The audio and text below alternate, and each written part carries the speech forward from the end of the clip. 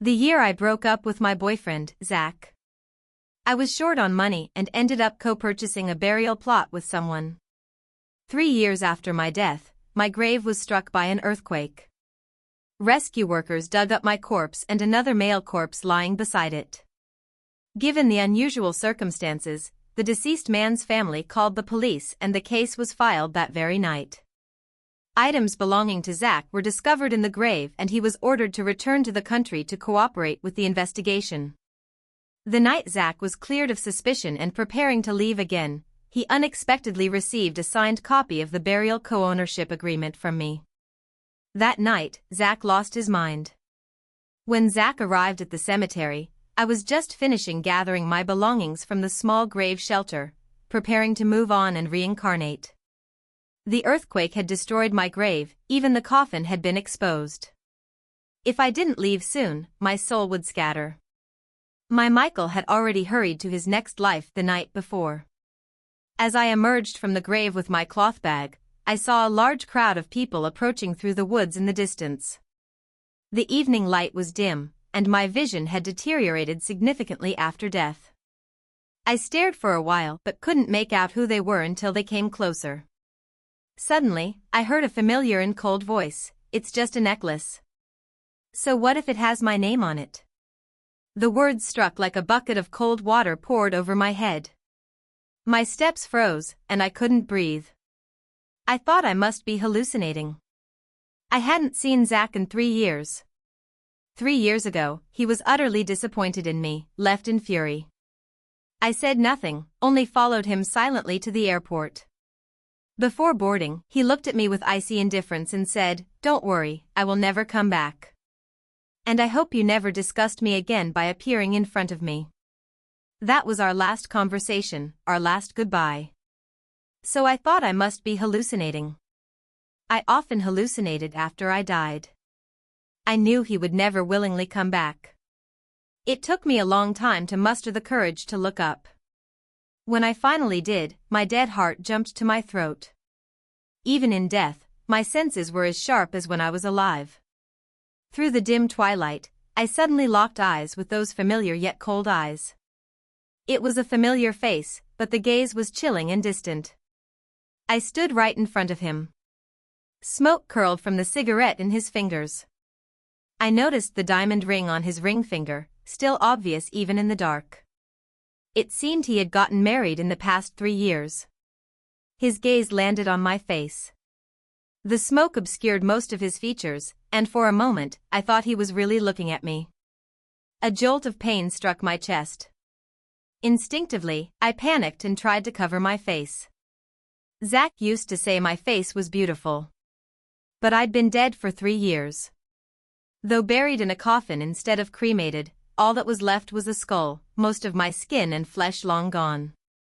I hadn't looked in a mirror since my death, but I could imagine how horrifying I now looked. As my bony fingers covered my face, I remembered he couldn't see me anymore. Sure enough, the man's expression didn't change at all. He simply took another drag from his cigarette, unaffected by my reaction. He had only happened to look in my direction. I let my hand drop in quiet despair. My throat tightened, I couldn't tell if I should feel relieved or heartbroken.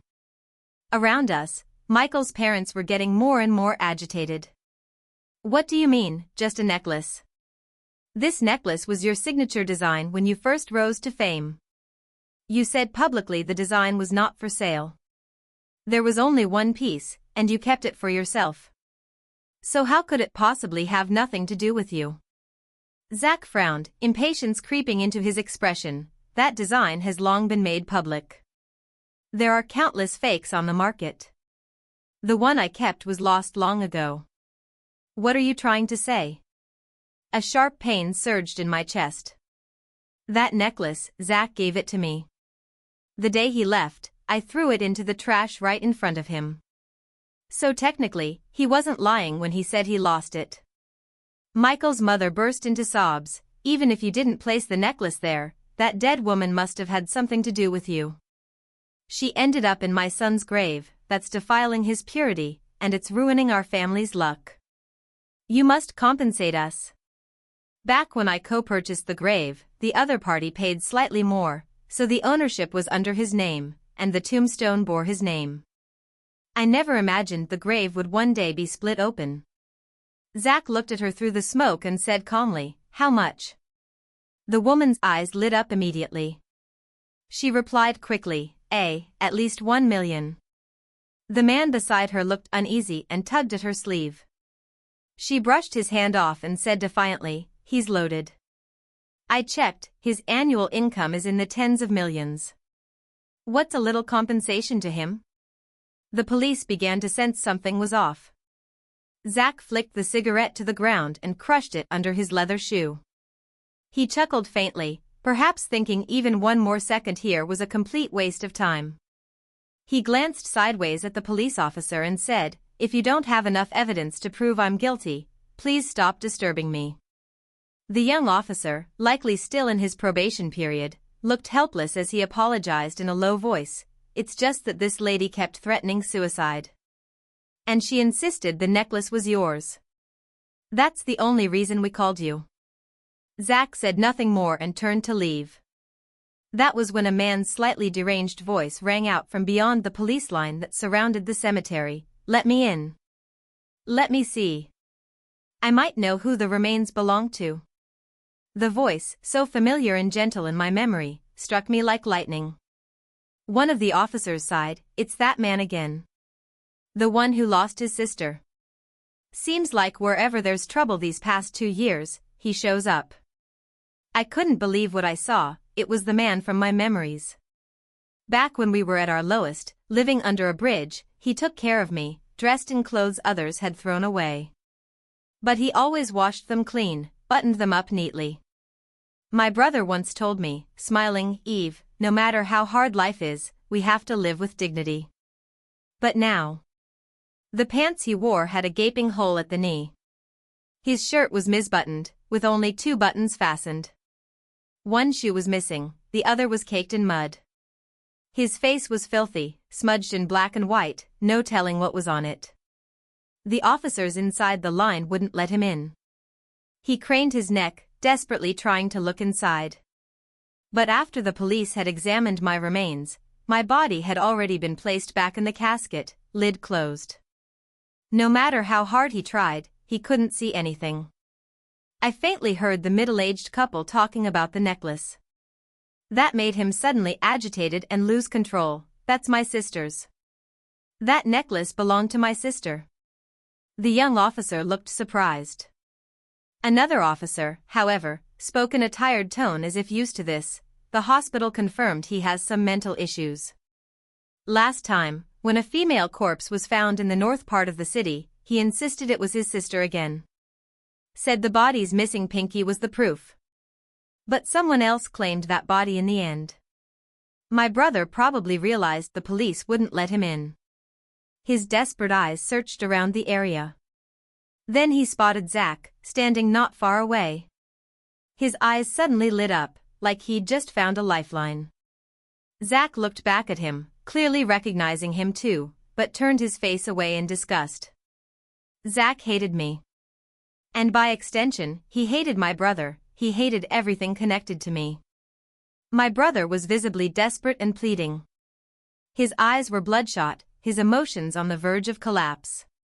He'd clearly forgotten the promise he once made to me.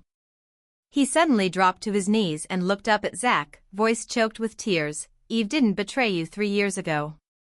She had leukemia. She might have already died. I saw the medical report. Zach pulled out a cigarette, then took out his lighter. At the sound of my brother's voice, his hand seemed to tremble slightly. Or maybe it was just the wind, he couldn't get the cigarette to light. Then he seemed to snap. He threw the cigarette and the lighter behind him into my brother's hands and growled with irritation, "Psycho." He walked away without another glance, ignoring my brother's frantic pleading cries.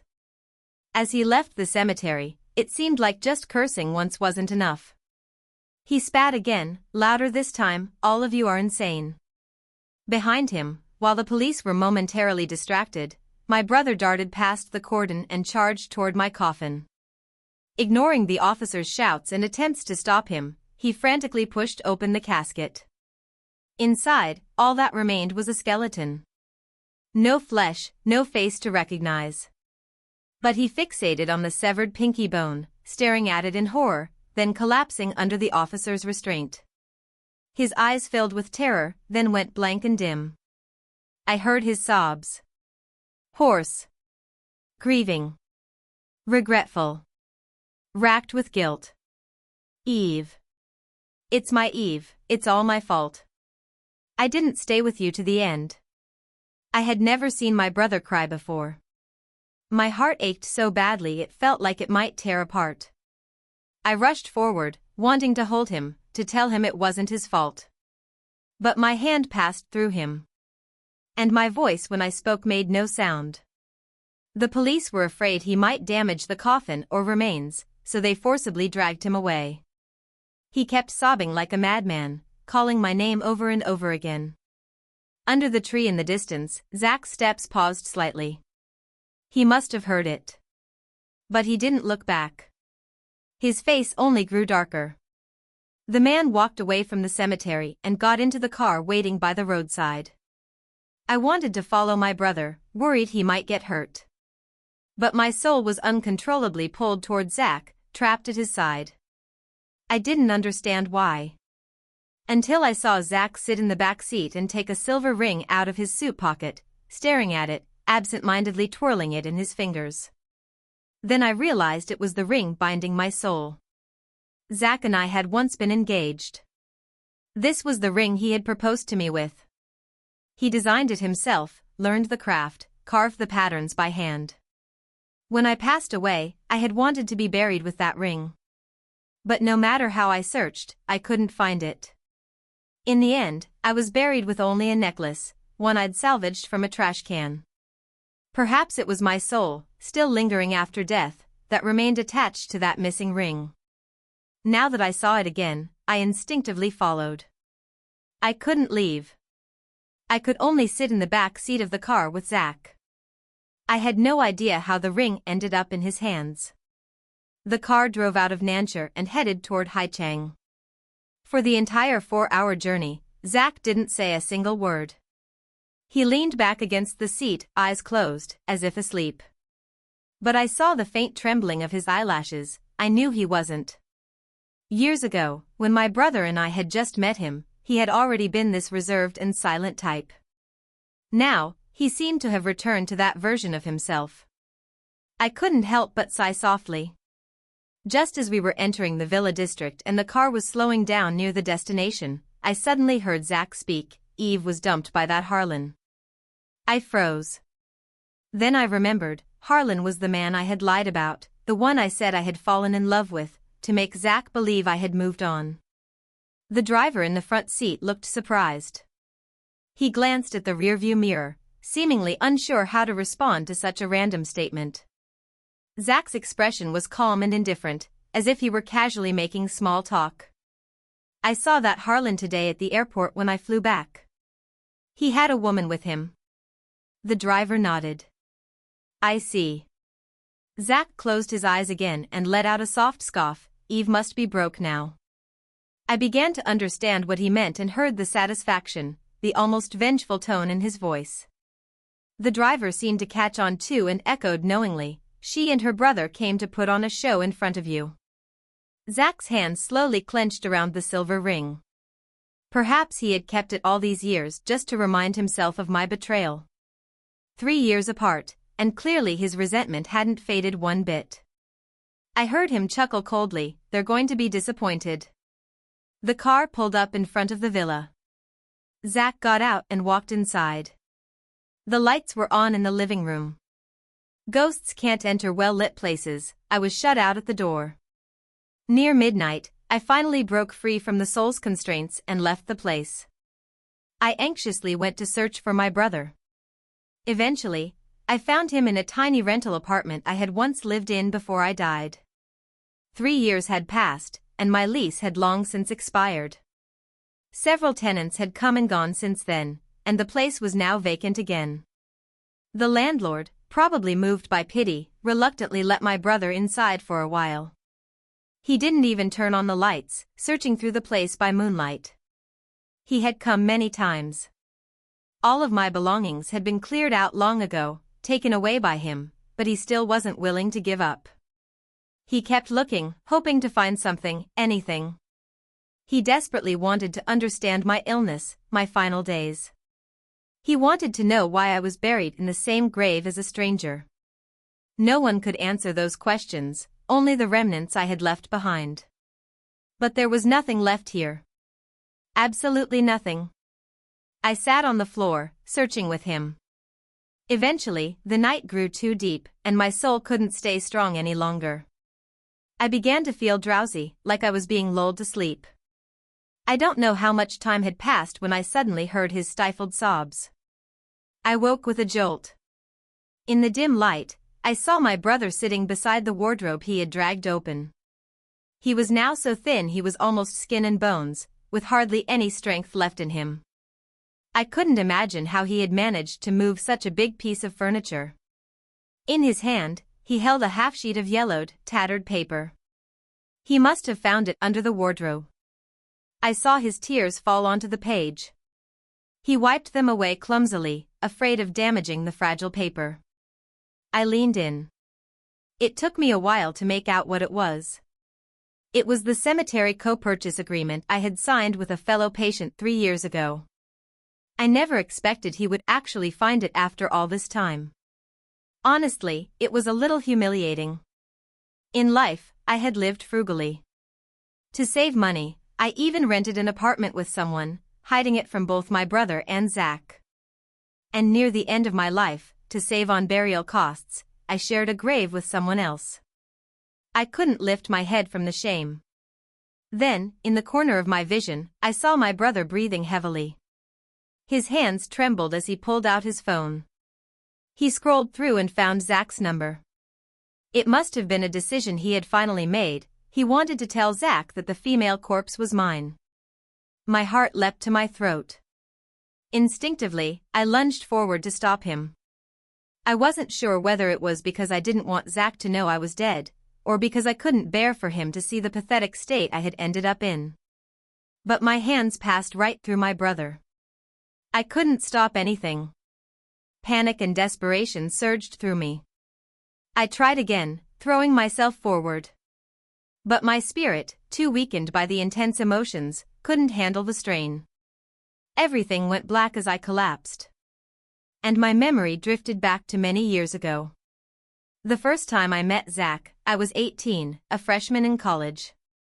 One evening after class, I saw him cornered against a wall by a group of middle-aged men in black clothes, holding baseball bats. His father had run off, leaving behind a mountain of debt. And as the son, he was now the one being chased down. I didn't dare step forward or interfere. I simply held my phone and secretly called the police. By the time the officers arrived, Zach had already taken a beating, blood at the corner of his mouth. The police took those men away and offered to take Zach to the hospital. I stayed hidden in the shadows, waiting for them to leave. But I saw Zach coldly throw out "I'm fine," and start walking on alone. He didn't seem too badly hurt. A few officers sighed as they watched him go. I watched the police car drive away and watched his back fading into the distance. But not long after he walked off, Zach suddenly collapsed on the street. I rushed over in a panic. He opened his eyes with difficulty, looked at me and muttered coldly, "Don't call the cops. Don't get involved." I bit my lip, pulled out the little money I had left in my pocket, and hailed a cab to bring him home. My brother is a doctor. He's been with me since we were kids, even as we drifted homeless for many years. And since we were young, he taught me, don't meddle in other people's business. But that night, I still braced myself and brought Zach through the door. My brother's face was dark, but he treated Zach's wounds anyway and let him stay the night. The next morning, when my brother and I woke up, Zach had already left. He'd left 200 yuan on the coffee table. After that, we occasionally ran into each other on campus. Zach either truly didn't remember me or pretended not to. He never once greeted me. I figured to him, What happened that night was probably nothing to be proud of. So I pretended nothing had happened either. Life went on. I treated him like a stranger. Until senior year, right before graduation. Our club held a final activity, a mountain hike.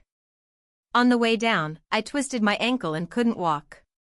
The boys had gone ahead and were already out of sight. The girls with me were trying to figure out how to help me down the mountain when a cold, somewhat familiar voice came from behind, sounding a bit awkward. Need help? I turned and saw Zach walking alone behind us. That evening, he carried me down the long mountain path on his back. I felt bad and told him several times to put me down. He said nothing and just carried me all the way to the bottom. It took nearly an hour. He was always silent and distant, so much so that even after 2 years in the same club, I only found out he was in it that day. After graduation, my brother transferred to a hospital in Haichang. I couldn't bear to be apart from him, so I followed him there and got a job. 2 months after settling in, I ran into Zach again at a mall and found out he had also come to work in the city. Life is always full of these coincidences. Often, I couldn't help but wonder, were they really just coincidences? Running into someone familiar in a foreign place always feels oddly comforting. We started seeing each other more and more. Later, my brother was seriously injured by a mentally unstable patient's family member while trying to stop a medical dispute. The assailant was arrested, but they couldn't come up with any money. I was desperate, scrambling to borrow money for my brother's medical bills. Old acquaintances vanished without a word. Zach didn't say anything. He just sold the new car he had just bought, emptied his savings, and handed me 200,000 yuan, all of it loaded onto my card. The next day, he took me out for breakfast. I happened to see his phone balance, just a little over 10 yuan. Only then did I realize he hadn't left a single cent for himself. Back then, you could barely call us close. Later, when my brother was discharged, I paid Zach back with the compensation money. Then we finally got together. When we didn't know each other well, I'd thought Zach was the coldest person I'd ever met. But once we were together, I found he was the gentlest, most considerate soul. He gave me all his love, all his kindness, as if he would hand me his entire heart if he could. So later, when I was diagnosed with leukemia and knew I didn't have much time left, I deliberately let him see me checking into a hotel with Harlan. Then I laid it all out, telling him I was tired of a hopeless life and wanted to break up. His eyes filled with rage and pain. I saw him turn away in panic, his face pale. He thought I didn't see, but I saw the tears that suddenly fell. In all the years I'd known Zach, that was the first time I saw him cry. He accepted a company transfer abroad. That day, I knew he probably wasn't coming back. I took a cab and followed him to the airport, silently. He didn't say a word to me. Until he was about to cross the boarding gate, he turned back with a blank expression and said, "Don't ever see me again." That night, after seeing him off, I checked myself out of the hospital. I asked the doctor only for a prescription of strong painkillers. My doctor looked at me for a long time, then suddenly asked, "Your boyfriend left?" I almost couldn't hold back my tears. But in the end, I just smiled and nodded, He's gone. I thought of Zach's words, "Don't ever see me again." Now, 3 years later, we meet again. But this time, we're separated by life and death. I guess, in a way, it's just as he wished. When I regained consciousness, my soul was already back by Zach's side. He sat at the desk in his study. The room was dark, curtains pulled tightly shut. Only the faint glow of a cigarette at his fingertips lit the space. It was already 4 in the morning. He must have been up all night. The room was cloaked in a suffocating darkness and silence. If I hadn't died and grown accustomed to seeing through the dark, I probably wouldn't have even noticed him sitting there. A cigarette, nearly burned to the filter, trembled between his fingers. Finally, he moved, reaching for his phone and unlocking it. I caught a glimpse of his phone's wallpaper. It flashed briefly on the screen, still the photo I had once set for him, a picture of the two of us together. I froze, momentarily stunned. I could hardly believe it. Then I looked at the unfamiliar wedding ring on his finger, and suddenly, the fact that he hadn't changed the wallpaper seemed even more incomprehensible. Perhaps he'd just been too busy to change it. That must be it. I watched him scroll through his phone and tap open his contacts. His fingertip paused over my number. Just then, his phone rang. It was my brother calling. Zach seemed momentarily lost in thought as he stared at the screen. After a long while, he finally returned to his usual cold indifference and answered the call. On the other end, my brother's choked voice broke through the silence. "Eve, she's really gone." The cigarette burned down to his fingertips, searing his skin. The scent of blood and smoke mingled in the air as blood welled up from Zach's slender finger joints. He sat frozen for a long time before suddenly coming to his senses, fumbling to stub out the cigarette in the ashtray. My brother's delirious voice came again, halting and incoherent. "I saw it, I saw everything. The agreement, there's only half left, she's gone, it was her, it was really her." Zach tugged at the corner of his mouth, as if trying to sneer, to spit out some biting remark in response to what he thought was an act. But he couldn't quite manage a laugh, nor could he force out the sarcasm. As if beyond his own control, he murmured blankly, "What agreement?" But there was no answer from the other end, only the repeated, deranged muttering, "She's gone, Eve's gone." 3 years ago, I deceived Zach, watching him leave the country. I tried to use the same trick to make my brother give up on me too. But he didn't believe it. He refused to believe I would abandon Zach. Refused to believe I had chosen Harlan. No matter how well I acted, no matter how convincing my lies were, he didn't believe a word. He searched high and low and eventually found out the truth about my illness. That night, after receiving my diagnosis from the hospital, he drove out to find me.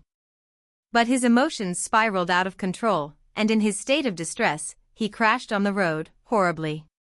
The traumatic brain injury left him in a coma. The doctors said he would never wake up again. Before I died, I used nearly all the money my brother and I had saved to fund his treatment. I handed my bank card to my boss, Harlan, begging him to keep paying the hospital bills on my behalf. In the final days of my life, I returned to the small county town of my youth. To save money, I shared a burial plot with a fellow terminal patient. That grave was in the same cemetery as my mother's. My brother once told me our mom was the best mother in the world. She loved us dearly, but shortly after giving birth to me, she died from postpartum depression. I always secretly envied my brother, he had at least known her love. So before I died, I thought if I could be buried near her, maybe in the next life we could be mother and daughter again. In this life, I only ever had my brother. I never knew a parent's love. So I wanted to go see for myself the woman my brother once described as the best mother in the world. My thoughts drifted back. On the other end of the line, my brother's voice still wept in devastation and despair, "My Eve, my Eve." In the dimness, Zach's face was pale and cold. Hearing news of my death, he barely reacted. In fact, he seemed almost impatient. Perhaps he didn't believe it. Or perhaps he simply didn't care anymore. As if fed up, he spat, "If she's short on cash, Eve could have just asked me directly. No need for this whole disgusting charade." And with that, he hung up. The dark room returned to silence. Zach reached for the glass on his desk, probably intending to drink some water. But the water sloshed out, splashing onto a document on the desk.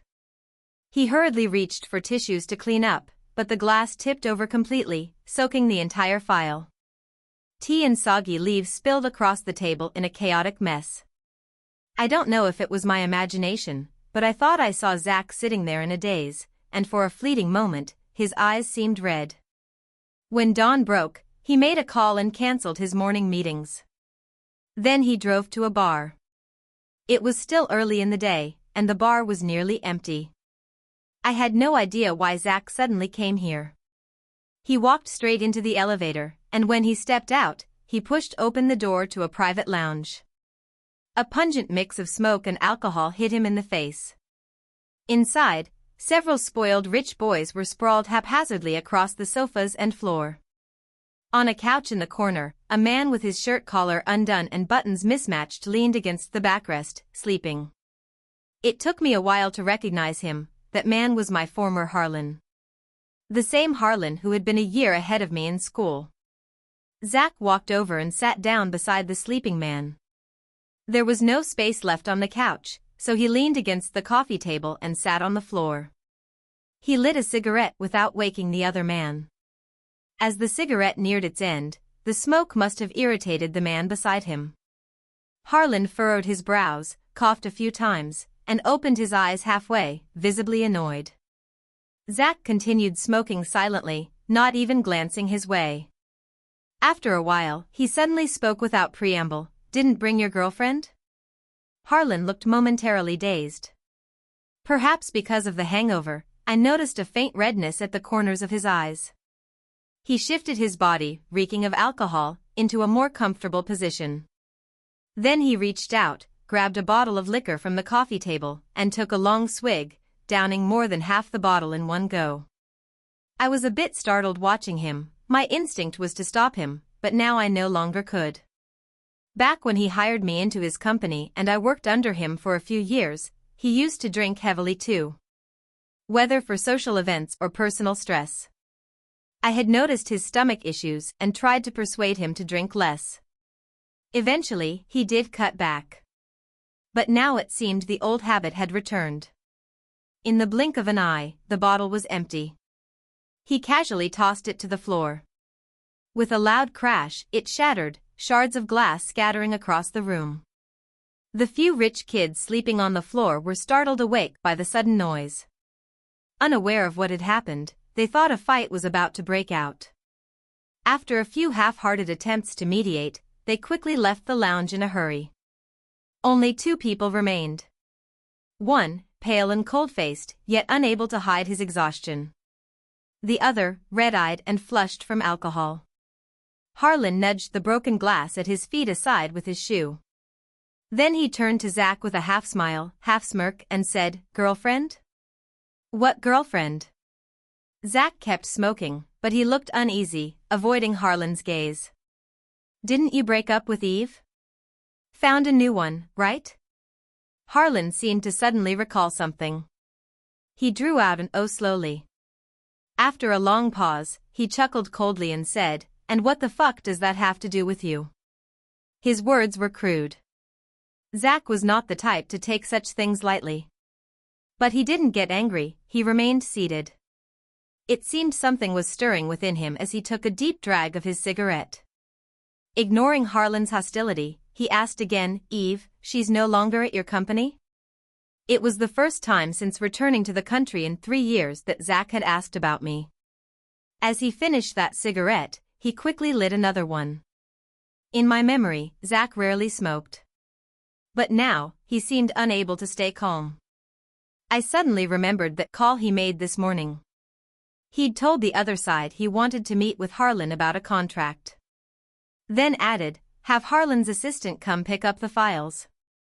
When the other side said something, he added, "Not that assistant, tell Eve to come." These past few days, with the damage to my grave and my soul's consciousness in a daze, I hadn't realized until now, the Eve Zach had mentioned was me. Apparently, they told him I'd already left the company. That's likely when he started asking around for Harlan's whereabouts, which led him here. But why? Why did he suddenly want to find me? If it was just hatred, just revenge. My brother's practically gone mad, I've lost my job, and Harlan dumped me. Someone like me isn't worth his time. But it can't be that, he still. No. He hates me. He wouldn't care anymore. I shook my head, brushing aside those absurd thoughts. This time, Harlan remained silent for a long time. As if he was trying to figure out an extremely difficult question. After a long, long pause, he finally seemed to recall something and looked at Zach with a twisted smile. "Eve?" Eve's dead. Zach's expression froze instantly. Harlan leaned in slightly. With a sinister curiosity, he examined Zach's face, his red eyes glinting with amusement. What's wrong, Mr. Zach CEO? You didn't know? Eve's long dead. Didn't the police take you to see her corpse just last night?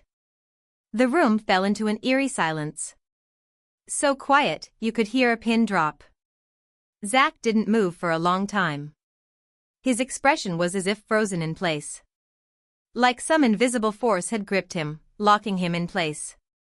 Harlan, watching this like a theatrical performance, wore a strange smile in his eyes as he observed Zach's every reaction with interest. Perhaps finding it too boring just watching, he opened another bottle of alcohol. It wasn't until most of that second bottle was gone that Zach seemed to finally snap back to reality. He abruptly stood up. Maybe he did it too fast, his body swayed a little.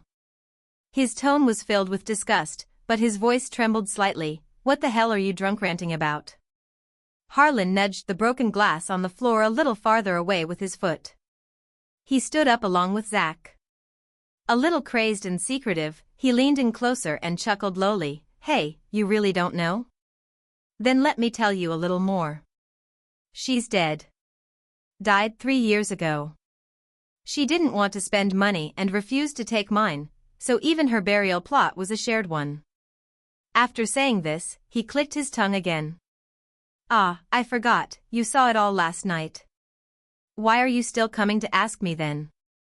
Do you really not believe it, or are you just too happy to dare believe it? As if suddenly thinking of something, a strange excitement flickered in Harlan's eyes. He couldn't wait as he dug into his coat pocket and pulled out a wrinkled photocopy of an agreement. He quickly stuffed it into Zach's hands. It's a shared grave purchase contract. Eve signed it herself. It's at that burial ground in the west side of the city in Southtown. She bought it together with someone surnamed Michael. Don't worry, she's definitely dead, she wouldn't disappoint you. Zach had come to find out the truth. But now, as that photocopied agreement with my signature was shoved into his hands, he flinched like he'd touched a burning coal. He only glanced at it before tossing the paper to the ground in a hurry.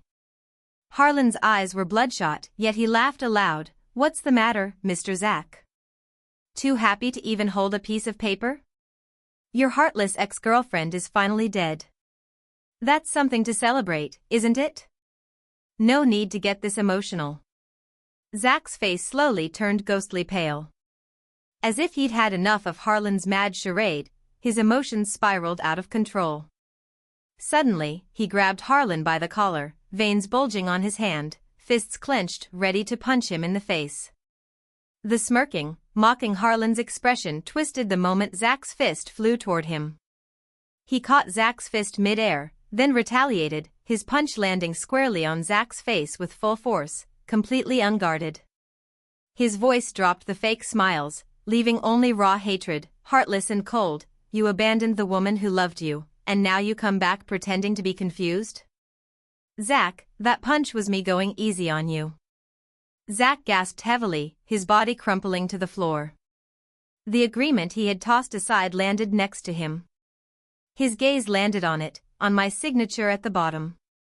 The contract might be fake, but my handwriting was hard to imitate. He stared at it, stunned, his eyes gradually turning blank. Even after being punched, lying on the floor, he seemed to forget to get up and fight back. Harlan, reeking of alcohol, looked down at him with icy disdain. His eyes landed on the diamond ring on Zach's ring finger. He sneered in disgust, married 2 months after going abroad. Married your boss's daughter. Congratulations, you became the millionaire GM you always dreamed of. Now you're back, pretending to be heartbroken. At least take off your wedding ring first. Zach was slow to react. After a long moment, he finally looked down at the ring on his finger, as if he no longer recognized it. After a while, he scrambled to yank the ring off, shaking his head in a daze. No. No. It's not like that. Harlan scoffed coldly, married your way to the top, and now you're back to gloat over Eve's misery? Disappointed, are you? Zach supported himself with one hand on the ground and staggered to his feet. He slowly came back to his senses, his face once again returning to its cold, emotionless mask. I won't believe it. I'm not a fool. But really, he just didn't want to accept it. Just like 3 years ago, when he saw me and Harlan walking out of that hotel. He didn't believe it. He went crazy, insisting on checking the front desk surveillance footage. He watched the footage of me and Harlan entering the hotel room, then obsessed over the timestamp of when we left, watching it over and over again. I tried to explain, nervously, incoherently, that Harlan and I were just discussing a contract. He finally let go of the mouse, disappointment and contempt flooding his eyes. Eve, I won't believe you. I'm not a fool. I knew him too well. And he knew me just as well. He knew that only when I felt guilty did I hide my hands in my pockets, lower my eyes, and mumble excuses. I used how well he understood me to convince him I had betrayed him. Zach staggered to his feet again, leaning against the wall as he walked out of the private room. He kept repeating, I won't believe it. I'm not a fool. Harlan cursed under his breath, disgusted. It was close to noon when Zach's phone rang. His assistant was calling.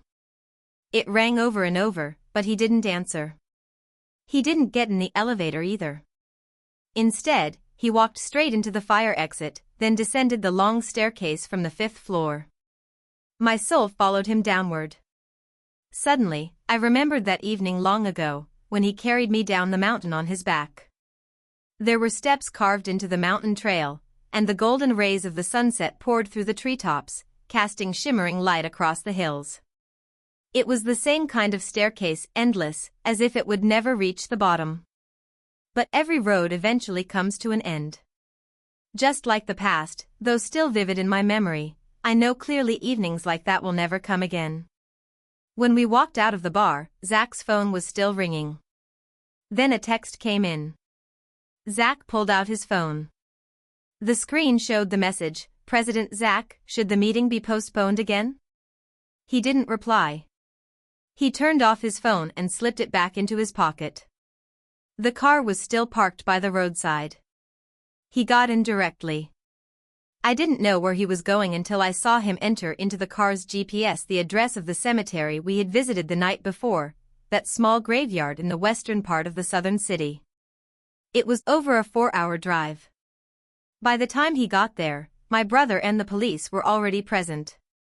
My brother handed over the old, battered joint purchase agreement for the cemetery plot to the police.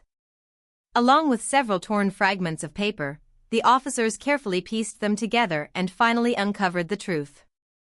One grave plot wasn't suitable for burying 2 people.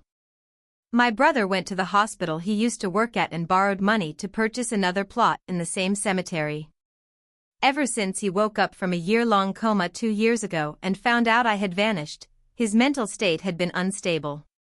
Now that it was finally confirmed I was dead, he seemed to return to normal, handling everything, preparing to reinter me properly. He knew, after all, that no one else would take care of my funeral arrangements but him.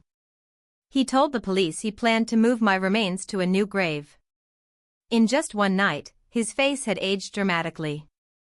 His complexion was deathly pale. Even though he spoke calmly about me, his eyes were rimmed with red. She had insisted on being buried in the same plot with me. Because I had told her, our mother was buried here. That fool believed everything I said. In reality, I'd been dead for 3 years now. I no longer felt much sorrow over my own death. But seeing my brother grieve still filled me with pain and sadness. He said I was stupid. Probably because I had believed that if we were buried next to our loved ones, we'd be reunited with them in the next life. But I really, truly wanted to see my mother again. Because my brother had told me, she loved me. The police took down the necessary information. Then they handed my brother a pen and asked him to sign, saying that once the documents were signed, they'd assist him in handling the reburial. Just as he reached for the pen, it was suddenly knocked away by a hand. Behind them, Zach stood with bloodshot eyes, his voice cold and unwavering. it's not her. It's not Eve. My brother turned to look at him. Seeing Zach there again, my brother's expression didn't change. It was as if he had expected him to return. Or maybe, he just didn't care anymore. The pen lay in the dirt. My brother calmly crouched down, picked it up, and stood again. When he looked at Zach, his tone was even, but unmistakably distant. Zach, if you still believe Eve did something wrong, well, now she's dead. Let that be her redemption. From now on, please stop disturbing her.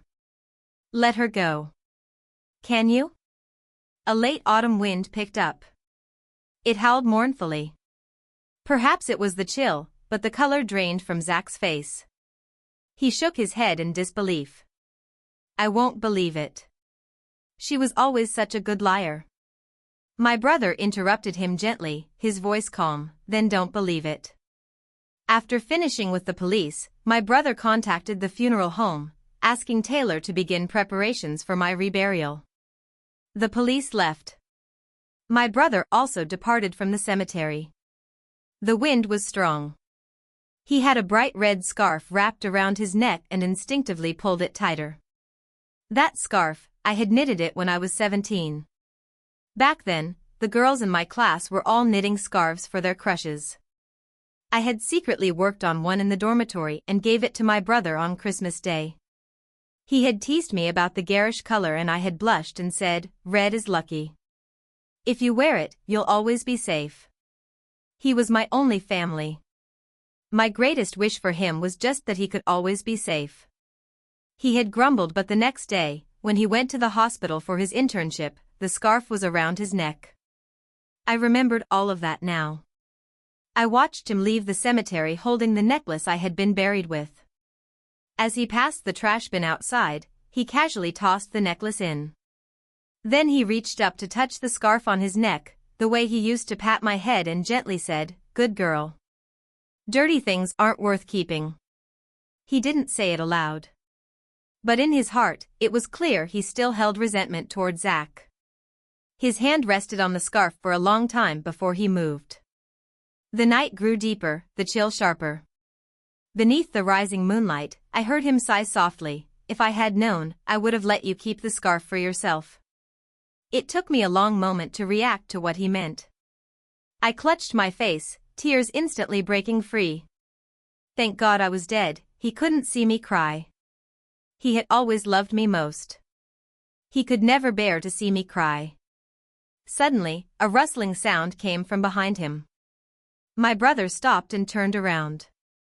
By the trash can, Zach's face was pale and anxious. He was desperately searching through the garbage for the necklace my brother had thrown away. My brother looked at him calmly. After a long silence, he spoke in a soft voice, "That night 3 years ago, Eve came to you like this too." With that one sentence, Zach's movements froze instantly. 3 years had passed since my death, and my soul had faded in and out, forgetting many things.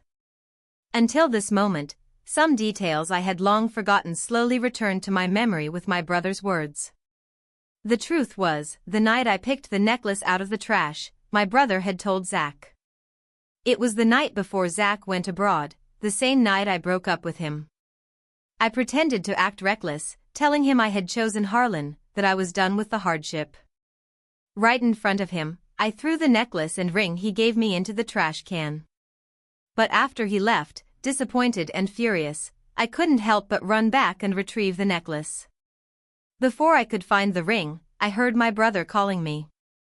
He had sensed something was wrong and followed me, witnessing the entire scene. I had no choice but to give up searching and go home with him. Later, I overheard my brother calling Zach, telling him I had picked the necklace back up, that I must have said all that because something had happened, that I didn't mean the breakup. But Zach didn't believe him. He hung up immediately. The next day, he left the country. The surroundings were dead silent. Only my brother's voice continued, calm but laced with unmistakable irony. "She found that necklace again and took it with her into the grave." "Zach, tell me, why do you think she did that?" Zach's hands started to tremble. He spent a long time digging through the trash before finally finding the necklace. He held it in his hand, but his arm stopped mid-air. As if in shock, he kept repeating the same words, "I don't believe it, I don't believe it." In the darkness, my brother watched him with a calm gaze.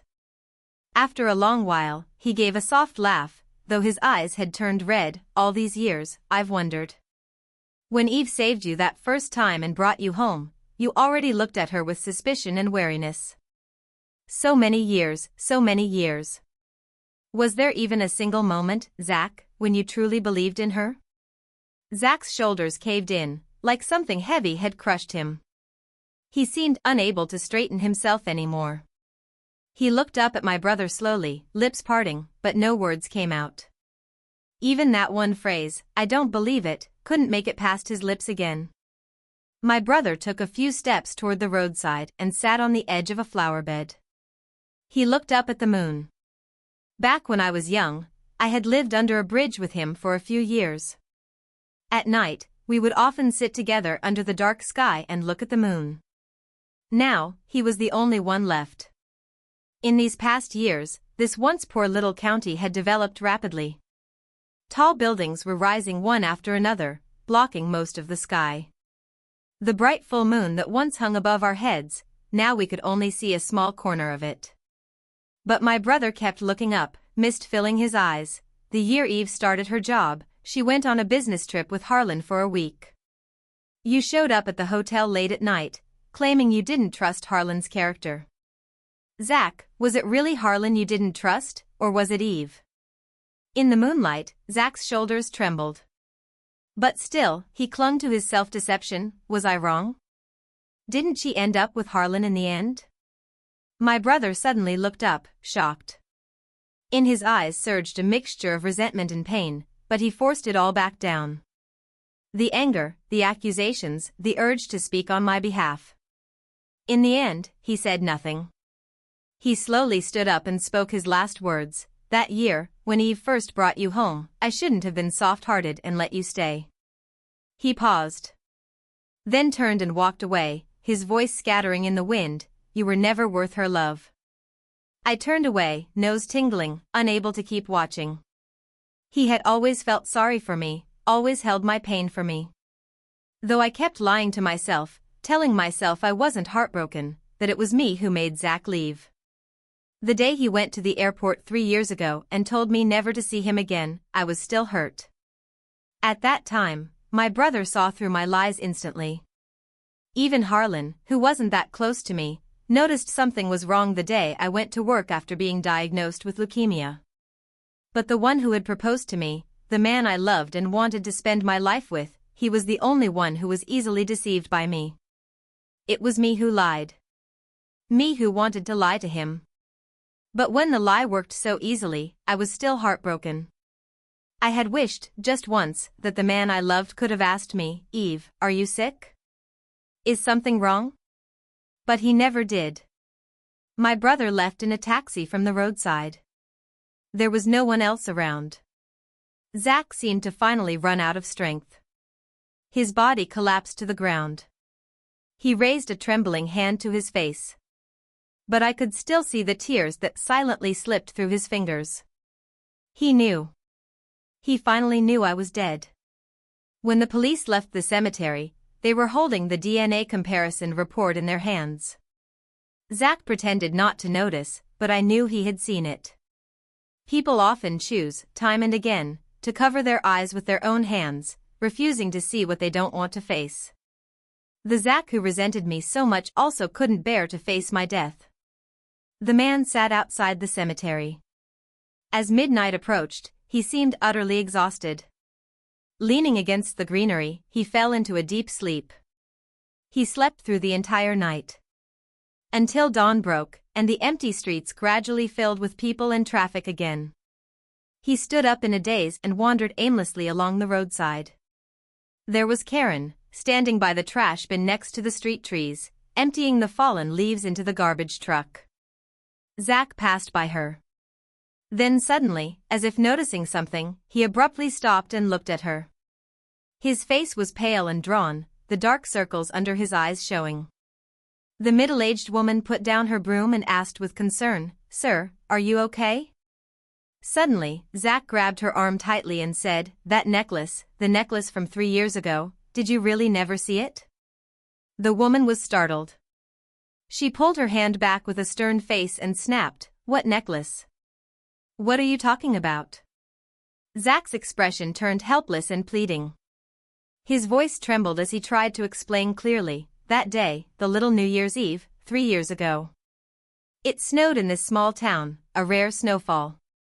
That scarf, I had knitted it when I was 17. Back then, the girls in my class were all knitting scarves for their crushes. I had secretly worked on one in the dormitory and gave it to my brother on Christmas Day. He had teased me about the garish color and I had blushed and said, 'Red is lucky. If you wear it, you'll always be safe.' He was my only family. My greatest wish for him was just that he could always be safe."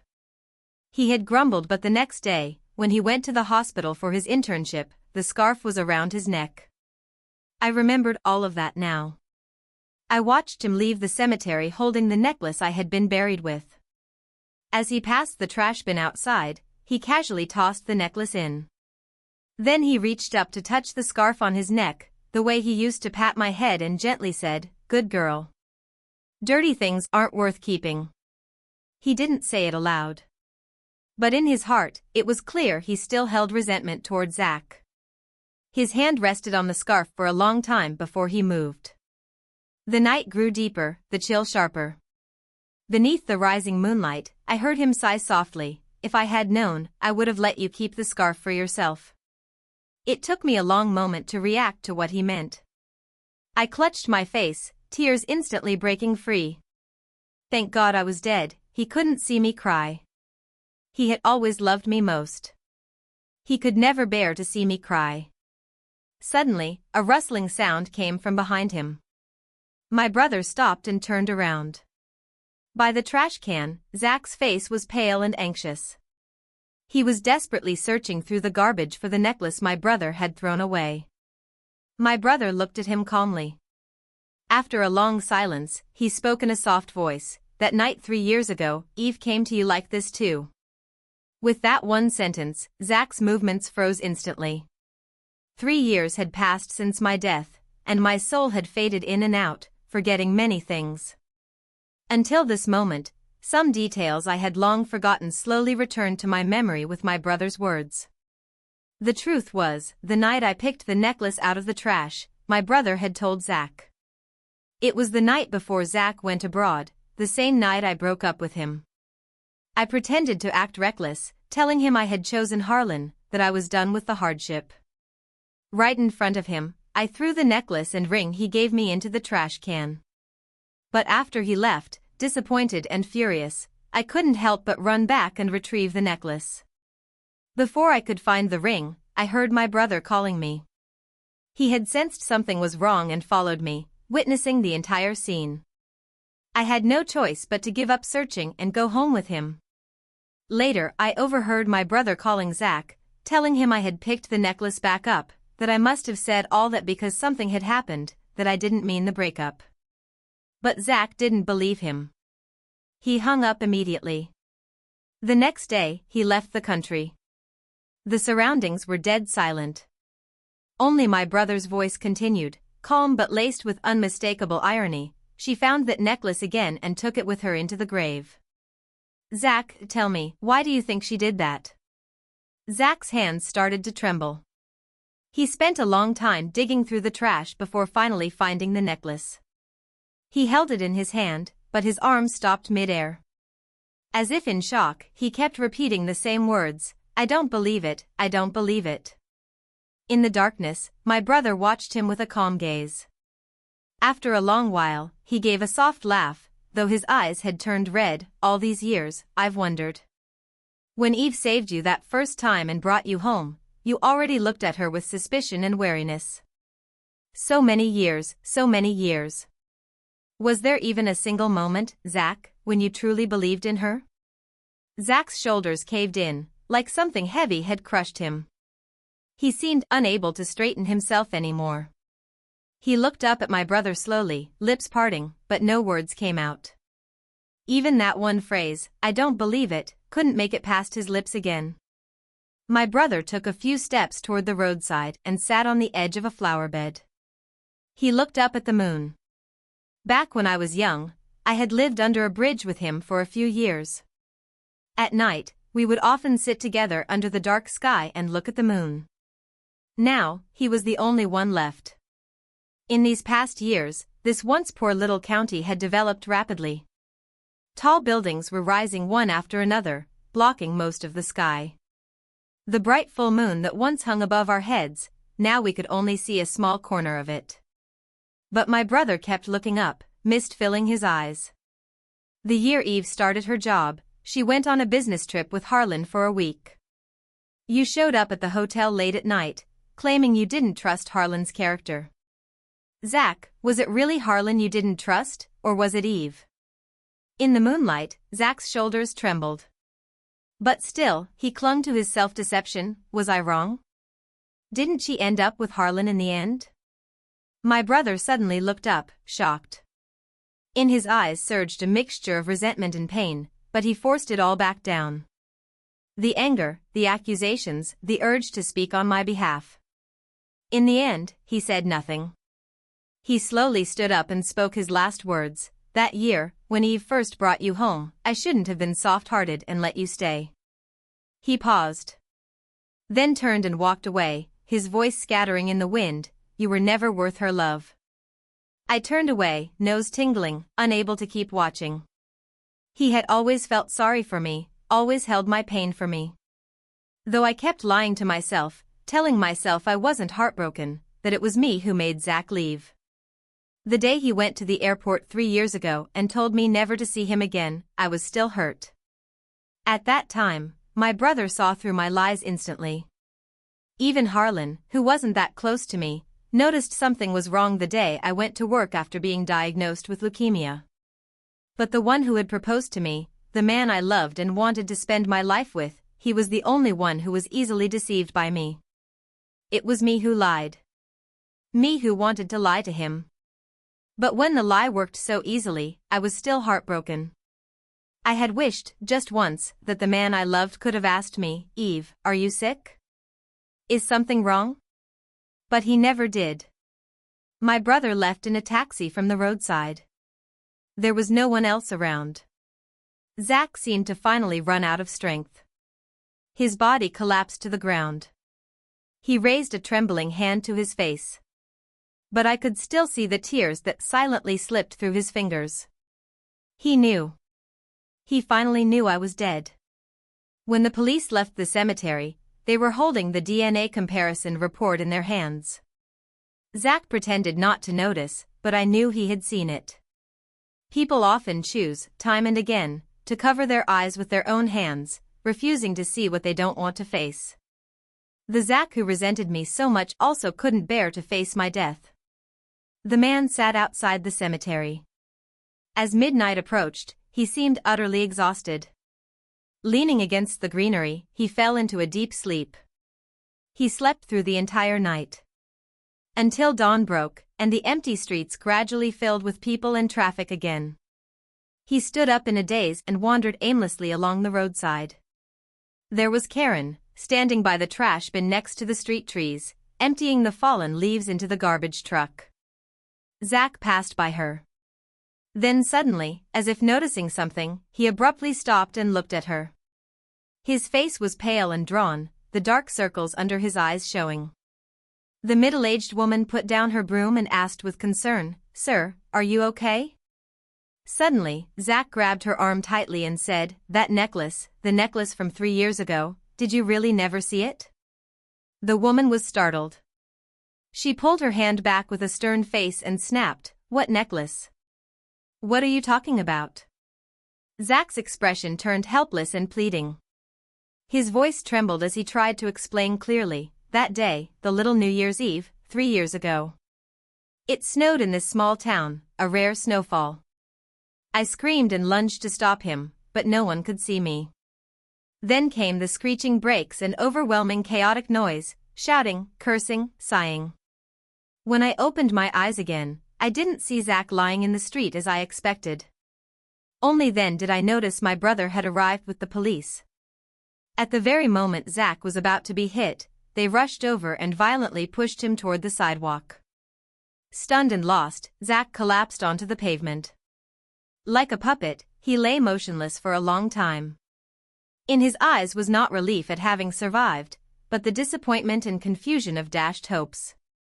My brother walked up to him, lowered his gaze, and looked at him coldly. No one said a word. After a long silence, Zach's hollow voice finally broke the quiet. "Why didn't you let me go find her?" The response was my brother's cold voice. "She doesn't want to see you anymore. Harlan saw her one last time," he continued, "and she resented you for not trusting her when she died. Her last words were that she hoped never to see you again in the next life." Zach suddenly raised his eyes. His face, already pale and gaunt, seemed to be torn apart by an invisible blade in an instant. Perhaps the only hope he had left was that there might be an afterlife where he could see me again. "I never said those things before I died. Harlan probably spoke up for me, thinking Zach didn't trust me. So he lied to my brother, saying that I died resenting Zach. My brother wouldn't be fooled. He knows me better than anyone in this world. He knows my nature well enough to know I wouldn't have said those things. Yet, he still repeated Harlan's lie verbatim to Zach. Because deep down, he softened. Because he didn't want anyone to die on my account. And because he still remembered that Zach and I once loved each other. He remembered how Zach had helped us with everything when we were at our lowest and most helpless. The distrust was real, but so was the passionate love that once disregarded everything. Many things are unclear: who was right, who was wrong. The brief congestion and chaos on the street soon dispersed. My brother turned and got into the car. I followed him as we left. The last thing I saw was Zach still slumped on the ground. In the depths of his abyssal eyes, silent tears fell. I heard his voice, desolate and trembling, "I'm sorry." The voice was so soft it almost seemed like my own hallucination. As dawn broke and the thick morning fog cleared, sunlight gently spread over the street. He sat in the shadow under a tree by the roadside, thin and lonely, as if he would never touch the light again. Preparing for the day he would move on to the next life, I went to see my brother one last time. I begged Yama, the king of the underworld, saying I wanted to see my mother in the next life, even giving my mother's name. Yama searched the registers of life and death in the cemetery but couldn't find the name I gave. I also gave the names of nearby cemeteries, but still no trace of her. Perhaps my memory was fuzzy and confused after death, and I got the name wrong. Now I can no longer ask my brother either, so there was no other way. Though it's truly regrettable and unfair, I had to let it go. The night before reincarnation, I went to say goodbye to my brother. He had returned to work at the hospital, and his mental illness had been cured. When I arrived, he was lying under the bridge where we had lived when we were young, staring up at the sky, looking at the moon. I lay down next to him like I did when we were kids, mimicking his posture, resting my arm under my head. The familiar scene made me recall the past. From birth, I had depended on my brother. He said our mother died from postpartum depression. Our father was a drunken gambler who never cared about us. When in a bad mood, he often smashed bottles over our heads. When I was 7, my brother set up a tent under the bridge and took me away from home. We became homeless children, living a hard life but never getting beaten again. When I was 9, I had a high fever and nearly died under that bridge. It was raining heavily that night, and the tent and the bridge were soaked.